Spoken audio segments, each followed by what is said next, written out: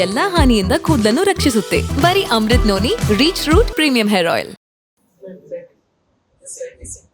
SIT ಯಾರೇ ಆಗಿರ್ಬೋದು, ಮಹಿಳೆಯರ ಜೊತೆಗೆ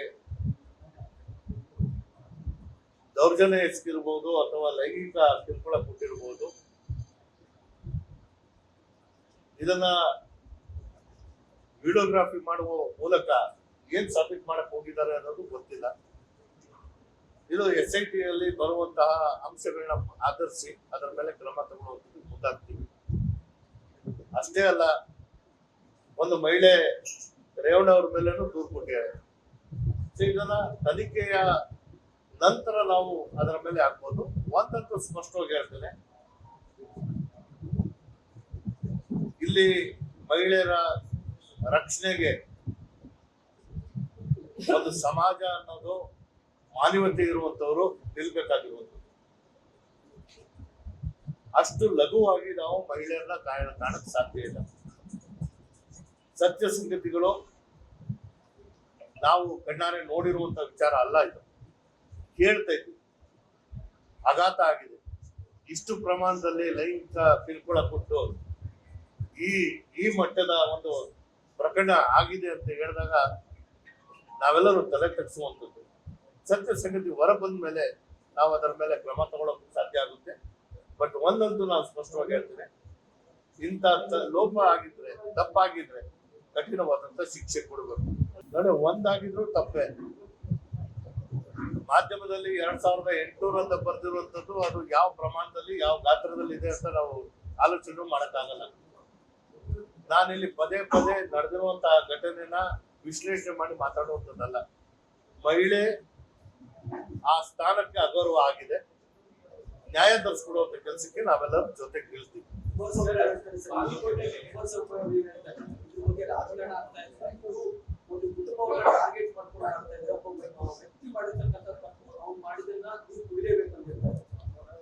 ನಾನು ಅದನ್ನೇ ಹೇಳ್ತಿರುವಂತದ್ದು, ತಪ್ಪು ಮಾಡಿರೋನು ನೀರು ಕುಡಿಬೇಕು.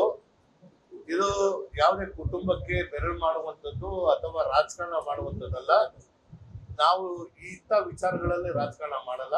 ಸಾವಿನ ಮನೆಯಲ್ಲಿ ರಾಜಕಾರಣ ಮಾಡ್ತಿರೋದು ಯಾರು, ಮತ್ತೆ ಇಂಥ ಹೆಣ್ಮಕ್ಳ ವಿಚಾರದಲ್ಲೂ ರಾಜಕಾರಣ ಮಾಡ್ತಿರೋದು ಯಾರು ಅಂತ ಜನ ನೋಡ್ತಾ ಇದ್ದಾರೆ.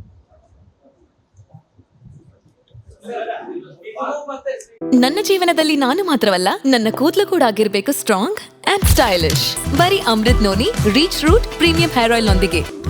Reach root premium hair oil.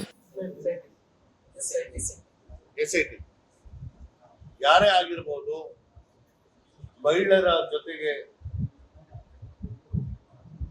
ದೌರ್ಜನ್ಯ ಎಸಗಿರ್ಬೋದು ಅಥವಾ ಲೈಂಗಿಕ ಕಿರುಕುಳ ಕೊಟ್ಟಿರ್ಬೋದು,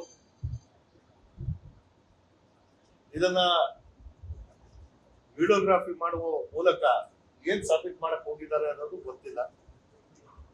ಇದು SITಯಲ್ಲಿ ಬರುವಂತಹ ಅಂಶಗಳನ್ನ ಆಧರಿಸಿ ಅದರ ಮೇಲೆ ಕ್ರಮ ತಗೊಳ್ಳೋದಕ್ಕೆ ಮುಂದಾಗ್ತೀವಿ. ಅಷ್ಟೇ ಅಲ್ಲ, ಒಂದು ಮಹಿಳೆ ರೇವಣ್ಣವ್ರ ಮೇಲೇನು ದೂರು ಕೊಟ್ಟಿದ್ದಾರೆ. ಇದನ್ನ ತನಿಖೆಯ ನಂತರ ನಾವು ಅದರ ಮೇಲೆ ಹಾಕ್ಬೋದು. ಒಂದಂತೂ ಸ್ಪಷ್ಟವಾಗಿ ಹೇಳ್ತೇನೆ, ಇಲ್ಲಿ ಮಹಿಳೆಯರ ರಕ್ಷಣೆಗೆ ಒಂದು ಸಮಾಜ ಅನ್ನೋದು ಮಾನವೀಯತೆ ಇರುವಂತವರು ನಿಲ್ಬೇಕಾಗಿರುವಂಥದ್ದು.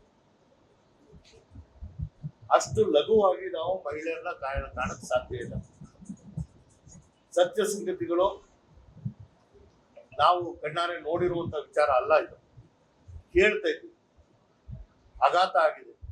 ಇಷ್ಟು ಪ್ರಮಾಣದಲ್ಲಿ ಲೈಂಗಿಕ ಕಿರುಕುಳ ಕೊಟ್ಟು ಈ ಮಟ್ಟದ ಒಂದು ಪ್ರಕರಣ ಆಗಿದೆ ಅಂತ ಹೇಳಿದಾಗ ನಾವೆಲ್ಲರೂ ತಲೆ ತಗ್ಸುವಂಥದ್ದು. ಸತ್ಯ ಸಂಗತಿ ಹೊರ ಬಂದ ಮೇಲೆ ನಾವು ಅದರ ಮೇಲೆ ಕ್ರಮ ತಗೊಳ್ಳೋಕೆ ಸಾಧ್ಯ ಆಗುತ್ತೆ.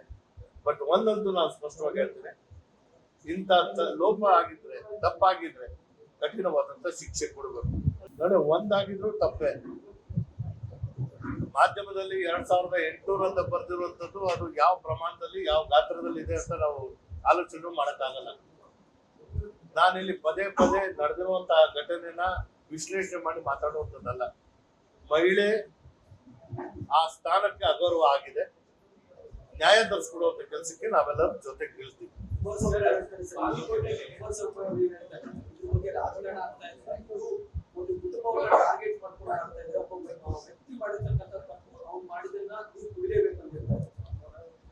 ನಾನು ಅದನ್ನೇ ಹೇಳ್ತಿರುವಂತದ್ದು, ತಪ್ಪು ಮಾಡಿರೋನು ನೀರು ಕುಡಿಬೇಕು.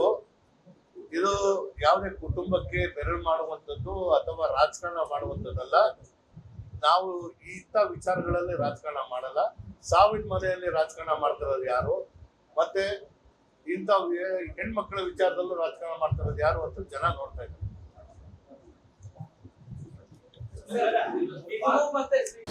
ಅನುಕ್ಷಣದ ಸುದ್ದಿಗಳಿಗಾಗಿ ವಿಸ್ತಾರ ನ್ಯೂಸ್ ಯೂಟ್ಯೂಬ್ ಚಾನೆಲ್ ಸಬ್ಸ್ಕ್ರೈಬ್ ಮಾಡಿ. ಹೊಸ ಸುದ್ದಿಗಳ ನೋಟಿಫಿಕೇಶನ್ಗಾಗಿ ಬೆಲ್ ಐಕಾನ್ ಕ್ಲಿಕ್ ಮಾಡಿ. ಲೇಟೆಸ್ಟ್ ಅಪ್ಡೇಟ್ಸ್ಗಾಗಿ www.vistaranews.com ವೆಬ್ಸೈಟ್ಗೆ ವಿಸಿಟ್ ಮಾಡಿ. ಅಂಗೈಯಲ್ಲೇ ಜಗತ್ತಿನ ಸುದ್ದಿ ತಿಳಿಯಲು ವಿಸ್ತಾರ ನ್ಯೂಸ್ ಕನ್ನಡ ಆಪ್ ಡೌನ್ಲೋಡ್ ಮಾಡಿ.